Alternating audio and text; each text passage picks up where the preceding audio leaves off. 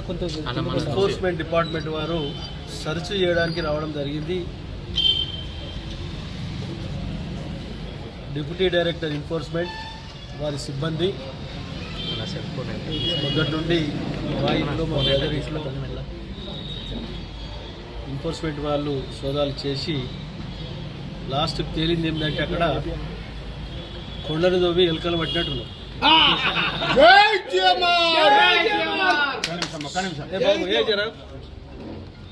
కొండను దోవి ఎలుకను పట్టినట్టున్నది. ఎందుకంటే ఇది పూర్తి స్థాయిలో పొలిటికల్ ప్రెషర్. ఎందుకంటే రాష్ట్ర ప్రభుత్వం కానీ కేంద్ర ప్రభుత్వం కానీ ఇటువంటి కార్యక్రమాలు ఎన్నో జరుగుతూ ఉన్నాయి. అందులో ఇది భాగం. మంత్రులు ముఖ్యమంత్రులు అసలు గిట ఒకళ్ళు ఇవ్వకుండా బలి చేస్తూ ఉన్నారు రాజకీయంగా. ఆ బలి అనేది భగవంతుడు చేయాలి కానీ ఎవరు చేస్తే అయ్యే పని కాదు. కాబట్టి పూర్తి స్థాయిలో వాళ్ళకు ఆ డిపార్ట్మెంట్ వారికి అన్ని రకాల కుటుంబ సభ్యులందరం సహకరించి ఏమేం కావాలన్నీ వారికి అప్పచెప్పడం జరిగింది.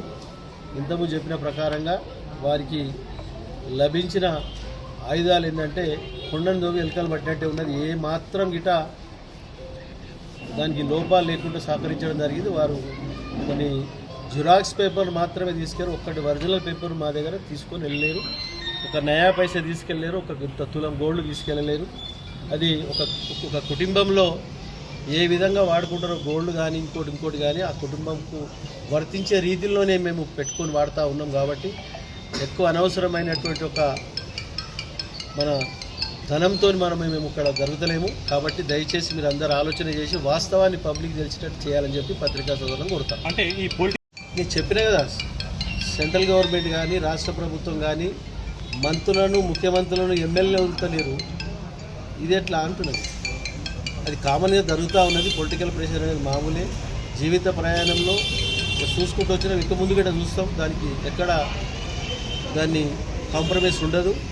పూర్తి స్థాయిలో ప్రజల సేవలో నిమగ్నమై ఉంటారు. ఎక్కడ లేదండి. అవన్నీ మేము చెప్పినప్పుడు మేము చెప్తాం. అది ఇప్పుడు ఎందుకు చెప్తాం? అది ఏమవసరం లేదు. పార్టీ మారడానికి అంటే రకరకాల ప్రెషర్స్ ఉంటాయి. ఒకటే ప్రెషర్ కాదు కదా. ఒక బాడీకి ఎన్ని రకాల డిసీజ్ ఉంటాయి. అన్ని రకాల డిసీజ్తో ఏదో డిసీజ్లో మనల్ని వీక్ చేయాలని చూస్తున్నారు. ఎవరు తీసుకెళ్ళి చెప్తే కదా ఇంతకుముందు కొండను దొవ్వి ఎలుకను పట్టినట్టున్నది. వాళ్ళ పని 12 గంటలు చేసారు, 10 గంటలు చేసారు. 9 నుంచి ఇప్పుడు 8, 7:30 వరకు చేసారు. కాబట్టి పూర్తి స్థాయిలో అన్ని రకాల మేము వాళ్ళకి సహకరించడం జరిగింది. వారు ఏమేమి కావాలో వాళ్ళు అన్ని జిరాక్స్ పేపర్ తీసుకొని వెళ్ళడం జరిగింది. ఒక నయా పైసా ఒక తులం గోల్డ్ గిట్ట కానీ ఎక్కడ కానీ ఏమాత్రం వరకు లభించకపోవడం వారికి పూర్తి స్థాయిలో అర్థమైంది.